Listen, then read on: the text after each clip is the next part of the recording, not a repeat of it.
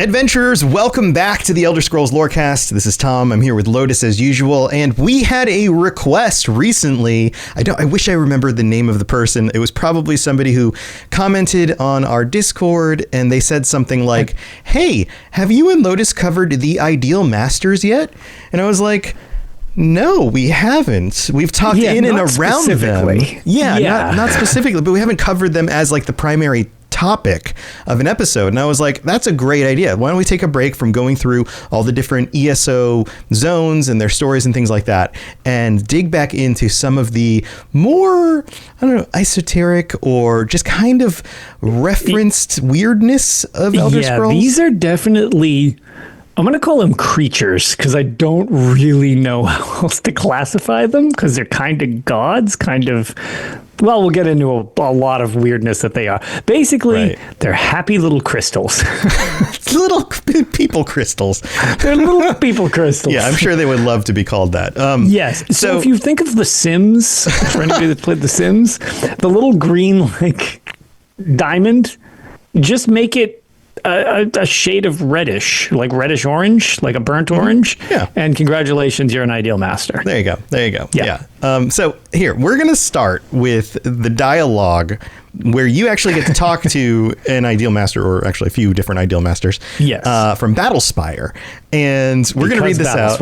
Yeah. And Lotus is going to be the Ideal Master. In fact, we're going to start with the uncooperative Ideal Master, and I will be the player character. And so you walk in and you start talking to this crystal person. And then the first thing that they say is, "Who disturbs our rest?" And then, of course, the player character has options, but I'm just going to go with whatever kind of takes us to the next piece of the dialogue and eventually loops back and stuff. So we'll kind of manage it as we go. But I'll respond with, "A humble mortal who begs your aid." "You are not invited here. Why do you disturb our rest?"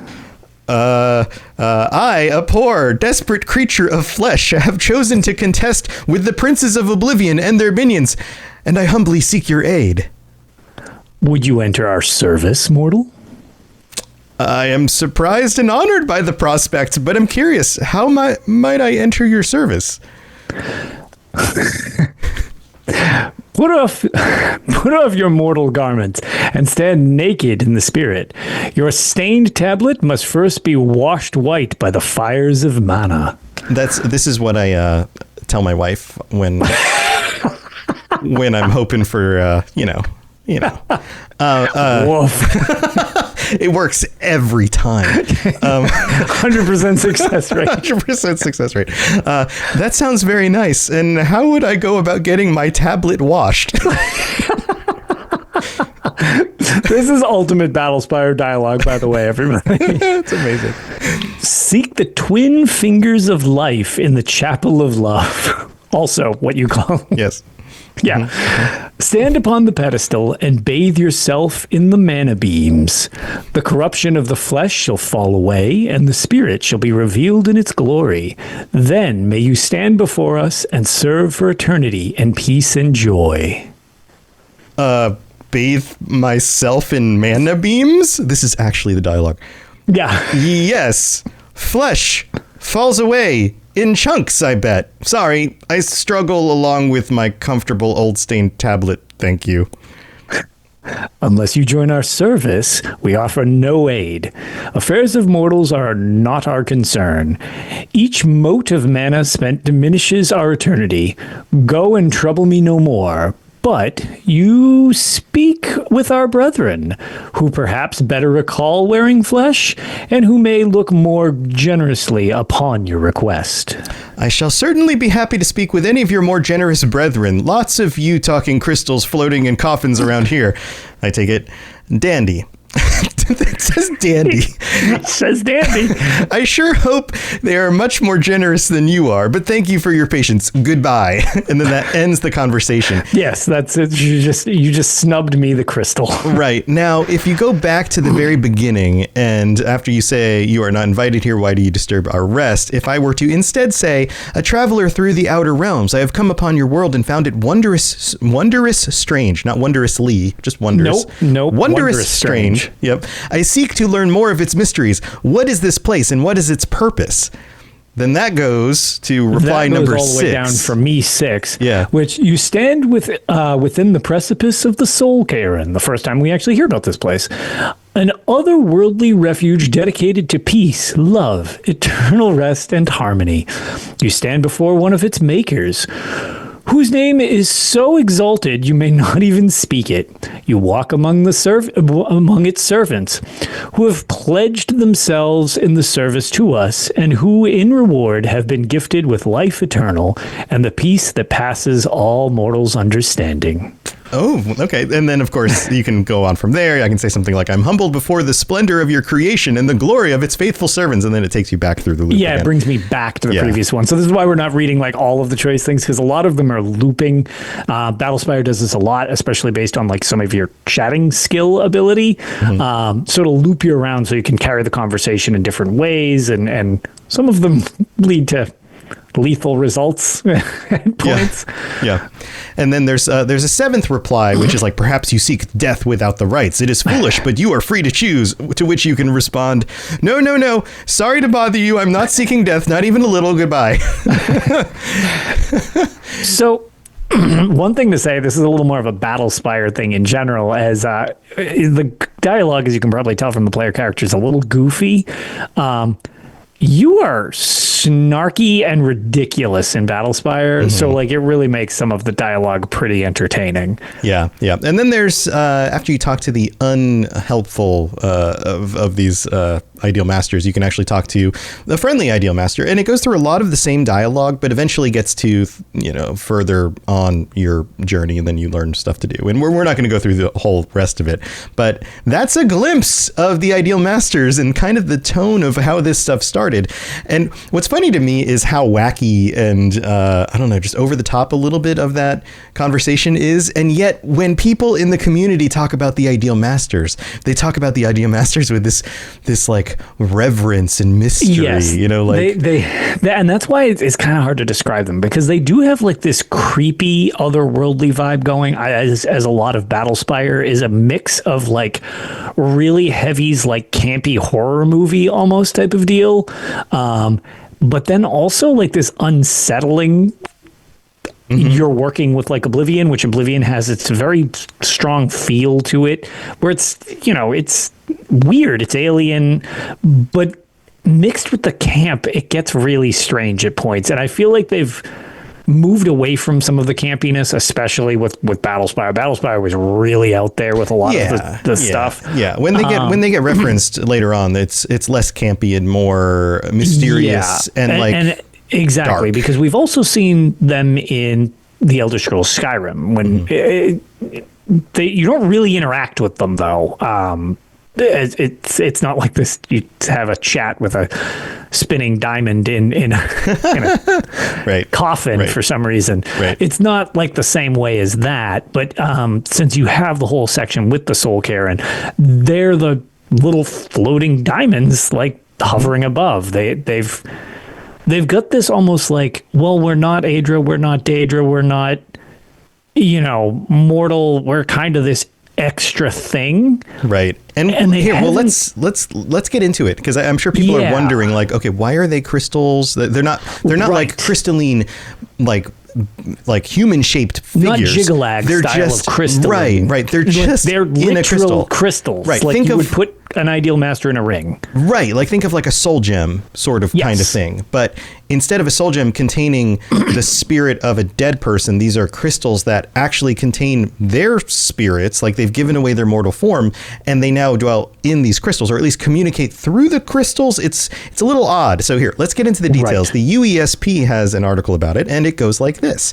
The ideal masters originated on Nirn in the Merithic era. So way, way, way back in the foggy origins of history, as an early order of sorcerers who practiced necromancy and trafficked in souls. Both of those things are very important to the way this continues to play out. They grew to become very powerful and eventually found their physical forms to be unacceptably weak and limiting. After transcending these forms and becoming beings of pure soul energy, the sorcerers entered Oblivion as immortals and selected an area of chaotic chaotic creatia, that's difficult to say for me, to create the soul cairn, a realm ideal for their role as soul merchants. Although immortal, they are reluctant to expend magicka as this diminishes their eternity. So eternity is one of those things that you don't think could be diminished. But I was going to say, it's kind of, that would mean it would have to have a finite point, but... Right. So they were mortals who gave up their mortal bodies to become these spirit entities. They carved out their own little realm of oblivion and now exist in there as these like immortal creatures who are reluctant to do too much when it comes to expending their own magic, because maybe that means they don't exist forever.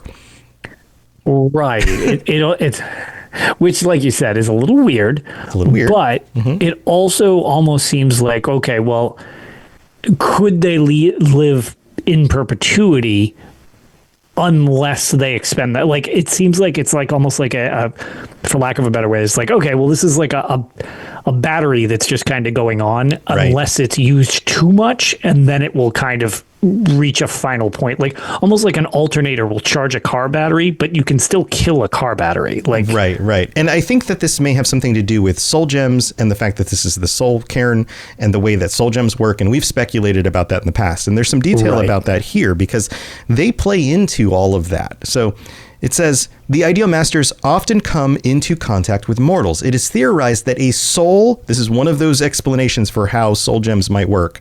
Yeah. It is theorized that a soul trapped in a black soul gem is sent to the soul cairn if the gem is used to power an enchantment.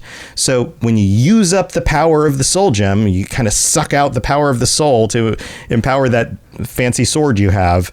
That's where the soul goes afterwards. The leftover juice. The leftover shell of a soul. Who knows? Yeah. Like, is there even any language to talk about this? It must eternally pledge itself to the masters. Black souls, those belonging to sentient mortal races, are the most common type to be captured, although white souls and a dragon soul are also known to reside in the soul cairn. Necromancers commonly summon these trapped souls to Mundus, although the art has been lost in the Fourth Era. Necromancers seeking greater power would historically contact the ideal masters and could gain access to armies of undead in return for souls. Although oftentimes the necromancer would be deceived by the masters, who would then claim their soul as well. A notable early example of this would be the deal they made with the dragon Durnevere. We've talked about Durnevere before, right? Yes. Anyone who's played through Skyrim will recognize that name, who became eternally trapped within this realm due to their deceit. So there's this whole deal. They've basically cornered this realm of oblivion, and it talked about them being merchants, like this merchant trade in a way of this soul energy through gems to suck the souls back to their world, to then make deals with necromancers to send the souls back into existence to be used by necromancy to broker new deals with necromancers that bring more souls back into their realm.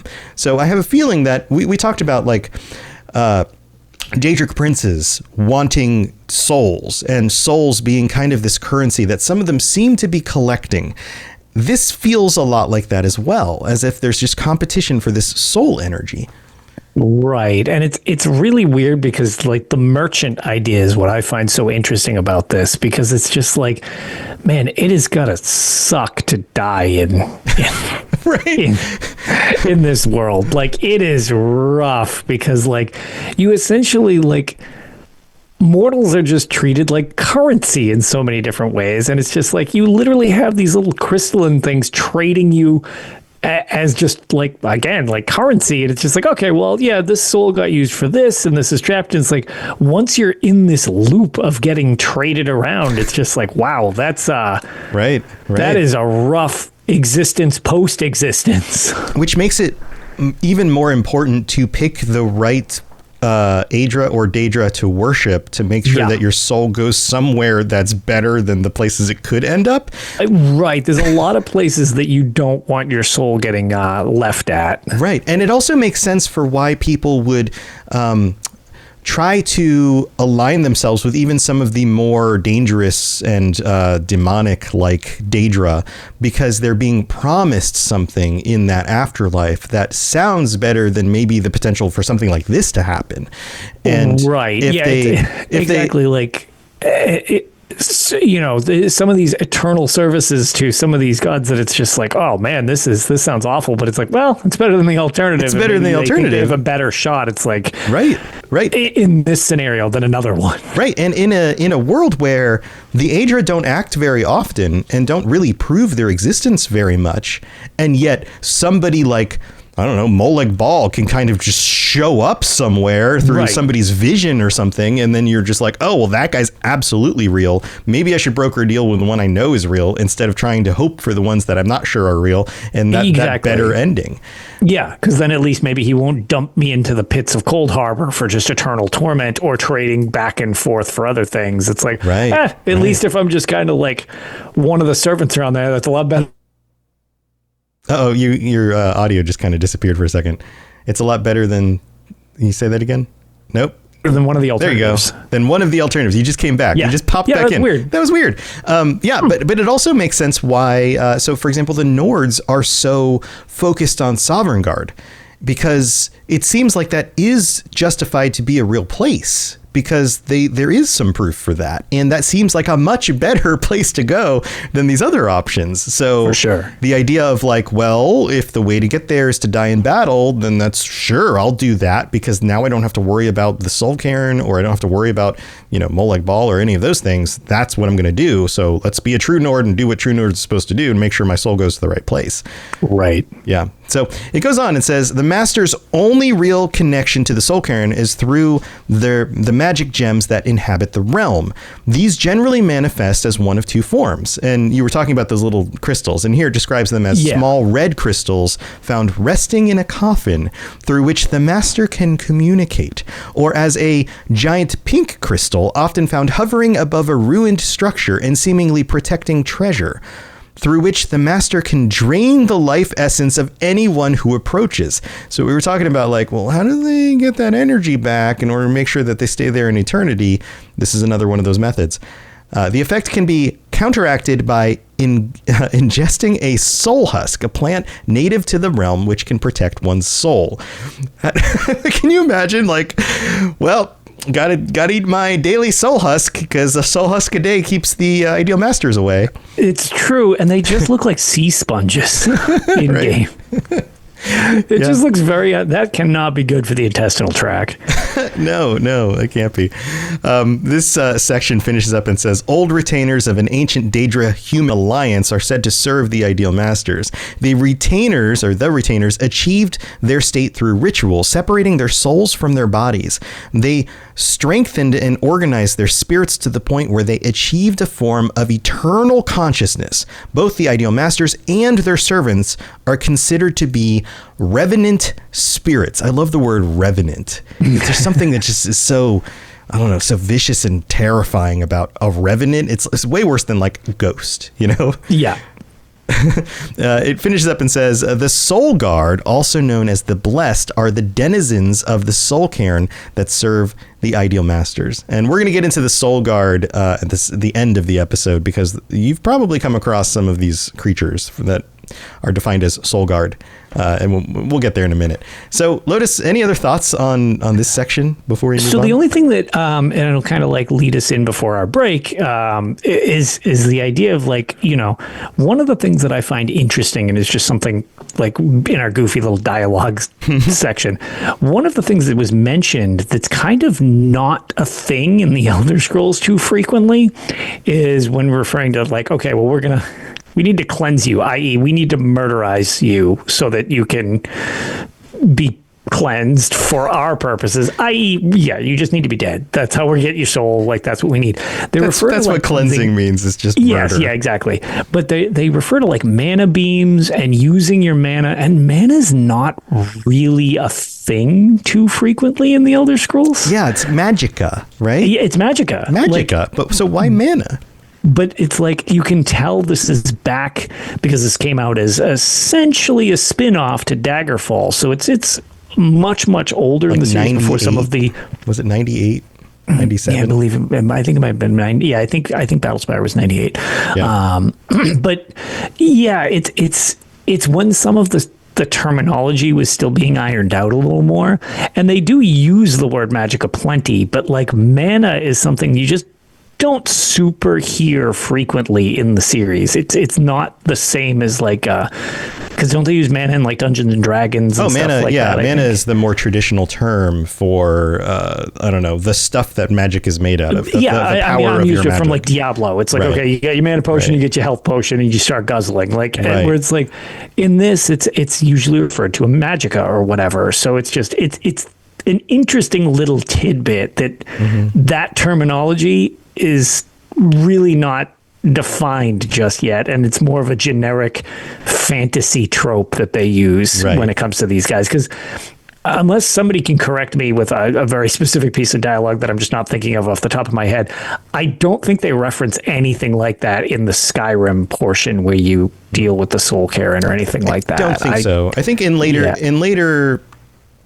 games, mana just becomes magicka. It's like they just start using a different word. Yeah, for sure. And I was going to say, they always interchanged magicka at certain points, like even all the way back to arena, but it's just some of these things, weren't quite, I mean, even the standard things you think of as like stamina and health and magicka, it's like you had fatigue in Morrowind. Like some of the stuff changes. So right. It's like the word is different, but the concept of what it does is the same. Exactly. So I just found that one to be an interesting little tidbit. When I was playing through Battlespire, I was like, mana beams, what the hell? What's a mana beam? And what do you mean you're expending your mana? So I don't know. It's just something I thought was interesting because it's kind of a relic of the past of the world being created. Right. So before we get to the break and we talk about some of these creatures, these Soul Guard, I wanted to talk a little bit about the history. They show up in history in a few little places, but the main place is the stuff that has to do with Battlespire. And that is during the Imperial Simulacrum. Simulacrum. I love that word because it's just awful to screw with people. Simulacrum. It sounds like something that a creature excretes that you have to study in a lab. So it says here, the Daedric armies of Mehrunes Dagon captured the Battlespire and invaded the Soul Cairn. The Daedra planned to use it as a way station between their own realms and their newly conquered domains. The Daedra killed the master servants and plundered their treasure, although they also released the souls of several prominent mortal allies whom Dagon had betrayed into the realm. An apprentice of the Battlespire entered the realm, following the retreating army. Most of the Ideal Masters were unwilling to help the apprentice, but when they learned of the Daedric invaders who would supposedly continue to regularly pass through their realm, one master instructed the apprentice on how to use the Emerald Gates to leave the realm and continue stalking Dagon's army. The apprentice used them to teleport to the Shade Perilous and was eventually successful in halting the flow of Daedra through the Soul Cairn by forcing them to relinquish their hold on the newly conquered realms. So it kind of answers the question of like, how do these Ideal Masters have a realm in Oblivion that just never gets invaded or swallowed up into some Daedric prince's realm because they're so much more powerful? Well, they tried, and they were using it as kind of a gateway, because it seems like that part of Oblivion is just that much closer to the mortal plane, as very much similar as to Fargrave that we encounter in another one. I mean, that's not exactly the same. It's not meant. It kind of became like a trading hub from a dead Daedric god type of deal. That it's still kind of nebulous, but same idea. It's almost like a little like pocket plane to connect the things, and since the Battlespire already is in this weird pocket thing, it's also, just for clarity, the apprentice is you. Right, you're the apprentice, right? That's you're the apprentice. That's the player character, just in case anybody's curious, because there's like a constellation for the apprentice. Like we've got all sorts of stuff. That's you. That's your nickname. Right. And so it is a little bit weird. I mean, Oblivion is supposed to be infinite in its weirdness and size and scope and those kinds of things. But at the same time, there are realms of Oblivion that are somehow closer to Mundus than others. right on an infinite, like it's one of those things that just doesn't make any rational sense, but it sounds really cool. Sure, and that's why they always try to say that it's like, oh, your rational brain can't wrap around it. Yeah, sure. We'll go with that. It doesn't actually make sense. Now, how does this integrate with Skyrim? Well, the Masters kept the vampire lord Valerica, I'm going to mess up the names every time, so you can trust that that's going to happen. A prisoner within the realm for several eras when she fled to the Soul Cairn with an Elder Scroll. In the 4th era 201, the last Dragonborn, you, and the vampire lord Serana entered the Soul Cairn in search of Valerica. The interlopers defeated several of the Master's most powerful servants and freed Valerica. This is one of those little details about that whole situation that happens in Skyrim that just doesn't get discussed very much. Like, it's kind of this minor little thing. Again, that's just it. They don't give you, like, if you didn't have this information from Battlespire, right? It was just like, oh man, the Soul Cairn thing is weird. And that's kind of it. That's all you really get out of Skyrim. It's just kind of like, oh, this is weird. Right. It's like well, I'm in this weird place and there's a vampire stuck here or something, I guess. I don't know. And there's, this is where an Elder Scroll is now for some reason. Exactly. And it's like, why am I eating soul husks? Like, because it's an alchemical ingredient. Like, why am I doing this? Like, it's interesting that this information is there, but so much of it isn't really extrapolated on in Skyrim. It's just kind of a cool area. And again, something I do love, and ESO does it a lot, is they pull this information from old portions of the game, and it's just there as if you're expected to have gone on this journey since the very beginning. Yeah. And I kind of like that. I love a lot that. of it just doesn't get explained that much. No, I don't feel every game needs to over-explain it. I like the fact that this lore is stretched out throughout the series, and you need to go to the corresponding part of the series to get it. Not just like, well, let us sit you down and talk about. No, you can make a parchment piece that says like, oh, a couple notes and what these are, and then you know which game to go to at most, type of deal. Yeah, it's one of the critiques that's come out for the new Dragon Age game, actually, is that they over-explain everything as if they want the audience to make sure that they don't miss out on the details of what's going on or why it's happening.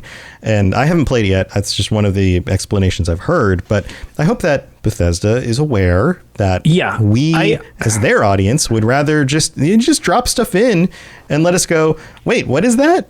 And give us some little hints here and there, but you don't have to explain everything. I feel like it makes you want to explore the whole series and not just be like, okay, well, I'm all caught up. Right. That's fine if you want it on surface value. I'm sure plenty of people just played through the main storyline quest of Skyrim and never thought about it again. Right. That's totally fine. And that's totally fine because it still works. Because if you're just playing it to hit monsters and throw fireballs, you don't care about the story anyway. But if you care about the story, it adds intrigue. Just like Elden Ring was so popular, especially with YouTube creators who were trying to figure out the lore because it didn't just put it all right there in front of you in dialogue. It's one of the few things, like, because I'm not the biggest Souls fan, but I actually enjoy parts of them. It's really just the gameplay isn't super my thing. I like the challenge aspect, but the combat's not really super my deal with the stamina-based combat. Right. But oftentimes, I just am fascinated by, like, the stories around it and the lore around it, just because it's like there's just little snippets and so much of it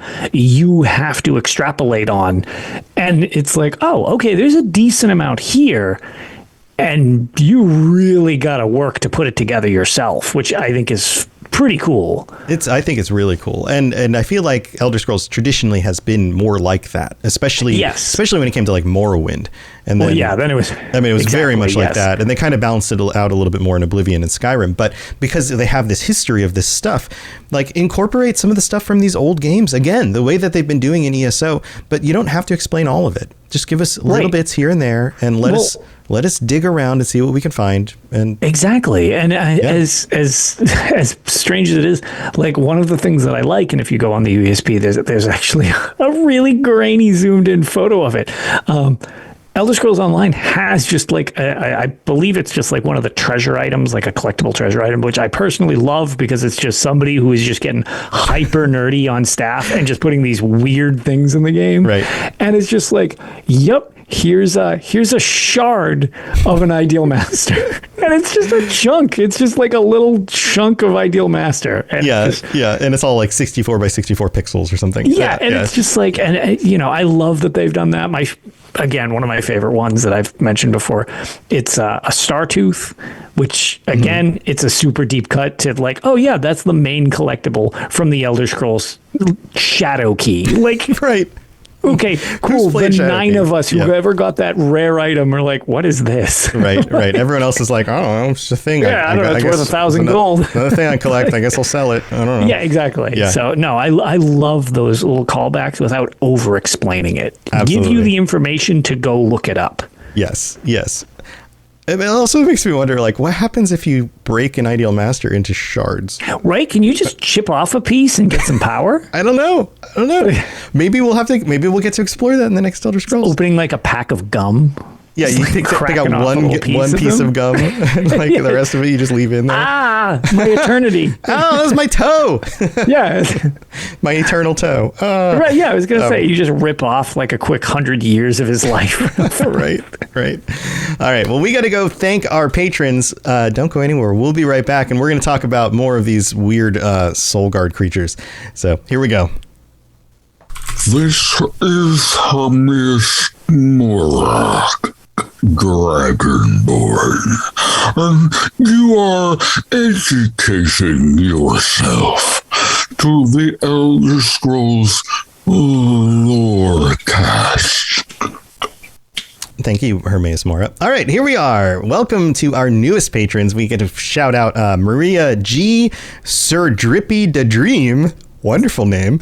And Drayden S., welcome to the Patreon. So glad that you've decided to join us. Hope you're enjoying your ad-free episodes. And for those of you who have signed up at all the different tiers, you can get ad-free episodes. You can get t-shirts and stickers. You can join us for patron chats. There's all sorts of fun ways to help us out. And there's a bunch of episodes that are from the early days that aren't as good because Lotus wasn't a part of them. But if you want to go back and listen to those, you can sign up and get access to those as well.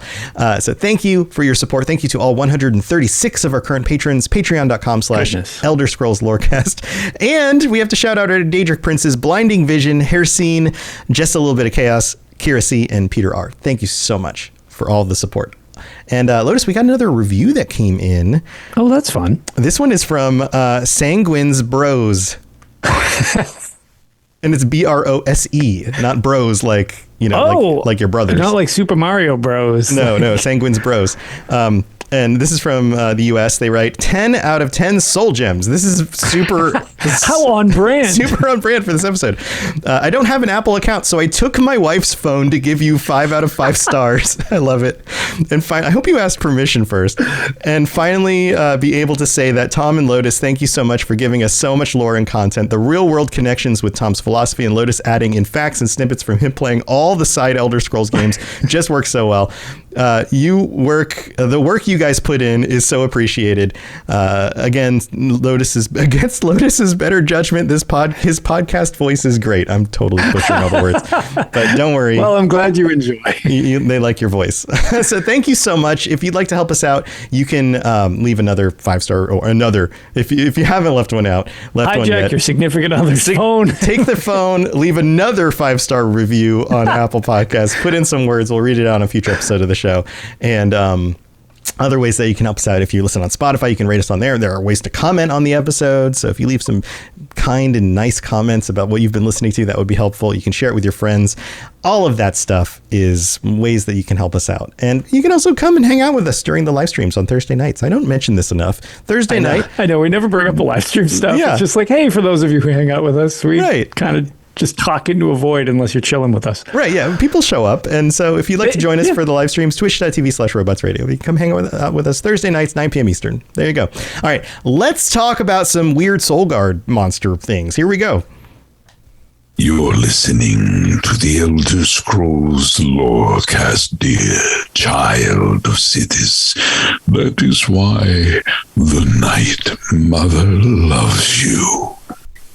All right, so let's talk about the Soul Guard. They are known also as the Blessed, and they are denizens of the Soul Cairn, and they serve the Ideal Masters. They are old retainers of an ancient Daedric human alliance that achieved their state through ritual, separating their spirits from their bodies. And if you think this is creepy, it absolutely is. They strengthened and organized their spirits to the point where they achieved a form of eternal consciousness. Both the Ideal Masters and their servants are considered to be revenant spirits, like we mentioned before. So there are different types of these, and they all look like skeletons or ghosts or combinations of the two. Yeah, mostly skeletons. Mostly skeletons. So there's the Bone Men. Bone Men are skeletal undead that serve the Ideal Masters for eternity without a will of their own. They are often ghostly and can be tinted black or red. And they show up in Battlespire, Skyrim, ESO, and also in Legends, which rip... They're ending Legends. I know. Yeah. We'll make a little note on that at the end of the show, actually. Yeah. So the Bone Men, you've probably come across some of these skeleton monsters in the games. Some of the skeleton monsters are actually Soul Guard. They're blessed. They're from the Soul Cairn. Then there's the Keeper. Keepers, or Boneyard Keepers, are towering servants of the Ideal Masters who reside in the Soul Cairn, charged with the incarceration of Valerica. They herd imprisoned souls and drain their energy to maintain the barrier in front of the Boneyard. So these show up in Skyrim when you're in the Soul Cairn doing the whole thing that we talked about. And again, kind of just like armored dark monsters with like made out of black smoke, kind of ghostly, kind of weird looking. Yeah, I don't know. They're kind of just super generic, like evil creature. Yeah, like suit of armor with the spirit inside, kind of thing. Yeah, they're fine. They are. Then we have Mistmen. They are floating, ghostly undead that blend in the glory of the transcendent spirit. Therefore, they see death as a cleansing of fears and shame and a state of serenity. They are content with the Soul Cairn, which they view as a refuge for peace and love. They are described great. They are described as collective manifestations of happy spirits that are in service to the Ideal Masters. And if you were to look at them, you would have no idea that they're happy spirits who find this to be a refuge of love and peace because they look like ghosts or ghostly skeletons. Who are trying to kill you with also murdering all of their love and peace. Yes. Well, I just, that's one of the things that I do really appreciate is like, it comes across when you, at least from the Battlespire dialogue, as such a half-assed attempt at being like, yeah, no, it's great. Everybody's happy. And it's just like, we're just going to flay you and then you'll just be our slaves for eternity in love and happiness. It's like separate your body from your spirit and then you're just going to be bound to us for all eternity. We're literally discussing basically black market soul trade and you're telling me about how much love and peace and enjoyment everybody's having. It was like, this is the crappiest sales pitch in history. Yeah, it's the Stockholm syndrome of the Elder Scrolls universe. Yeah. No, the Ideal Masters just are so lackadaisical. They can't even bother to come up with a good pitch. So they're like, yeah, no, it's fine. You don't need that skin. It's just weighing you down. It's fine. Do like we did. Get rid of that flesh. You can be a crystal. Yeah, it's fine. So we've got two more. There are Reapers. The Reaper is a shadowy figure of an executioner with burning red eyes. It can be summoned in the Soul Cairn once 3 Reaper gem fragments are placed on an altar within its lair. It is known to vomit green bile during combat. Those fortunate enough to survive an encounter with the Reaper may find that it has a Daedra's heart in its chest. As such, the Reaper may be a creature of Daedric origin as opposed to a mere specter. It looks like a ghostly humanoid shape. But maybe, who knows, maybe Daedra are making deals with the Ideal Masters also? Maybe that's a thing? I mean, it wouldn't surprise me that they would be. Also, vomiting green bile to kill you, another gesture of love. Yeah, but don't worry. Don't fear the Reaper, Lotus. Oh, dear God. Nope, wish I hadn't walked into that.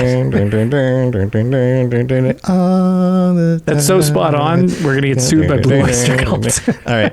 And then we've got Rathman. Rathman, known singularly as the soul which never dies, either appear as wraiths or Draugr-like skeletal undead, but are ultimately husks of their former selves. They are void of most emotions, except love. No, that's not what it says.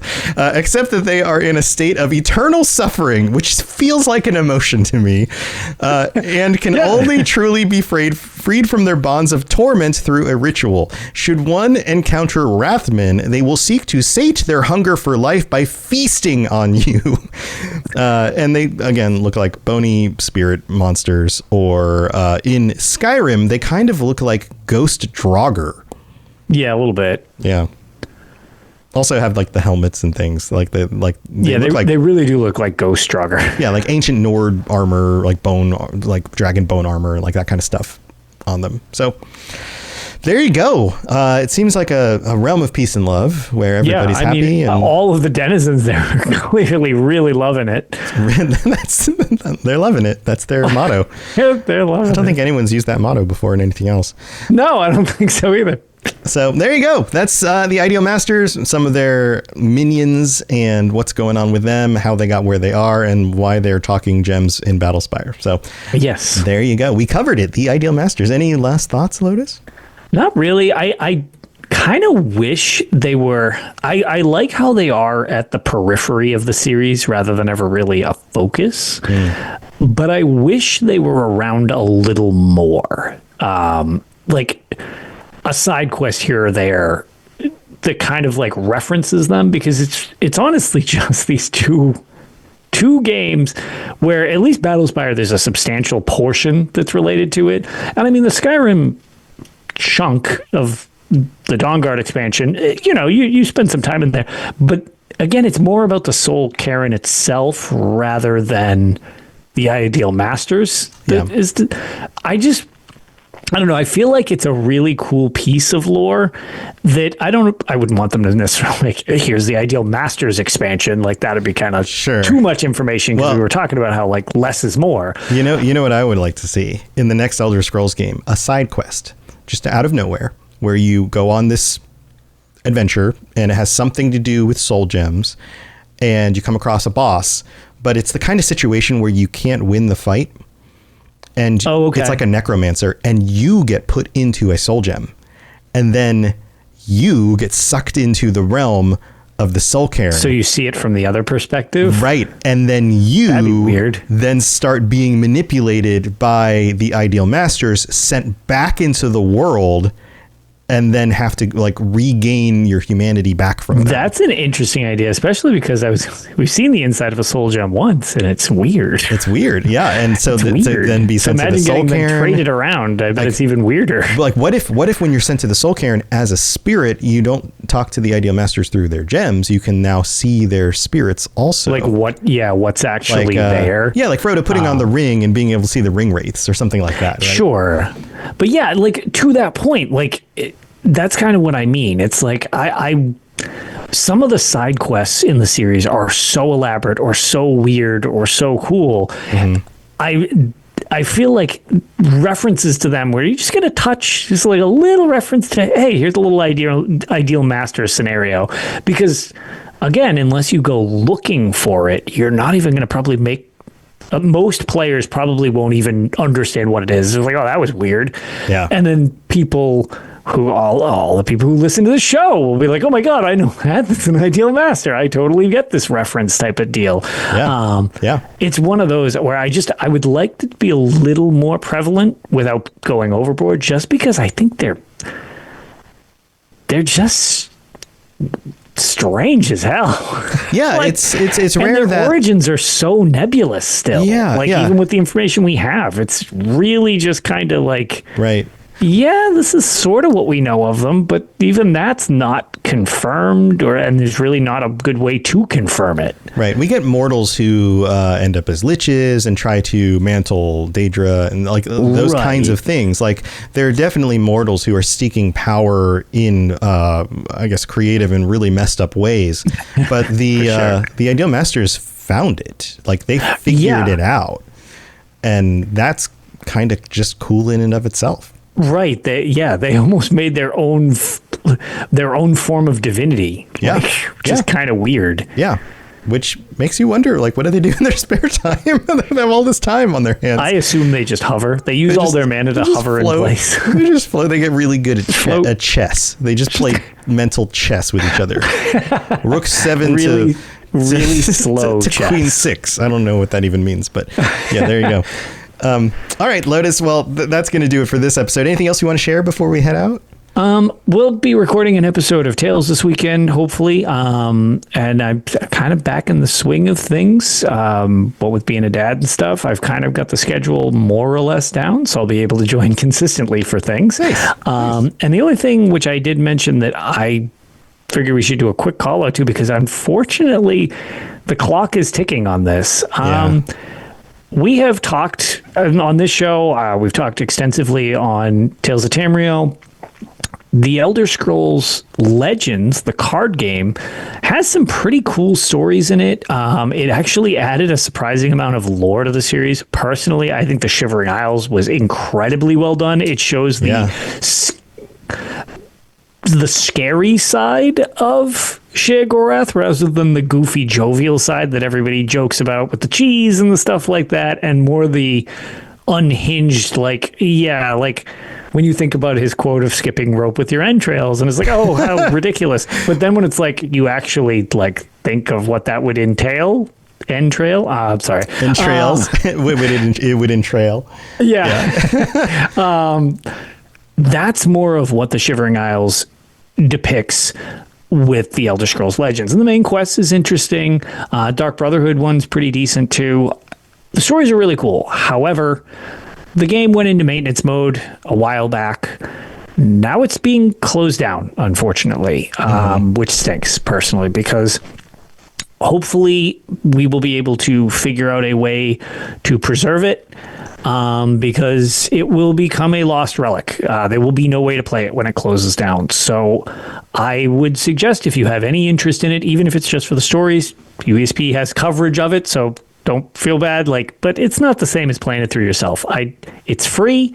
And last I played it, I played that game into the ground. So last I played it, because it's closing down, there aren't microtransactions that you can still spend money on. Everything's just kind of free as far as I remember. Yeah. So and play and do as much as you want before it just goes away from you. Exactly. And then I'd say delete it afterwards, but it's going to delete itself, unfortunately. So kind of a bummer when that got announced. But I definitely recommend it, even if it's just, you can power through. Also, the guides are available on the UESP. So even if I'm not a card game person, if you just want a quick method to get through, there's guides to just power through just to beat the quest if you just want the stories and stuff. Surprised it's worth a playthrough. I know there's online component stuff, but I'm surprised that they're not just gutting that stuff out and just letting you play the single player stuff locally. I'm hoping they will do something with it later down the line. Yeah.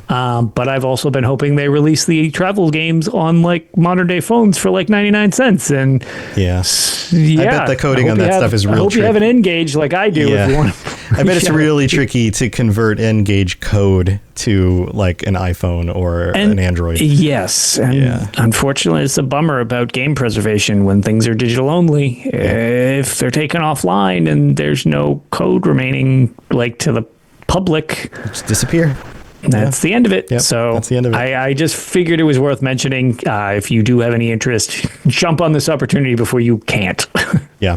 Cool. Well, go check out Tales of Tamriel. Go check out Legends if you want to play it. I've actually been diving into this indie game that's designed by one guy that's insane Skyrim. I did a video on it. It's on the Robots Radio YouTube channel. So if you want to go check it out, you can see my initial impressions of it.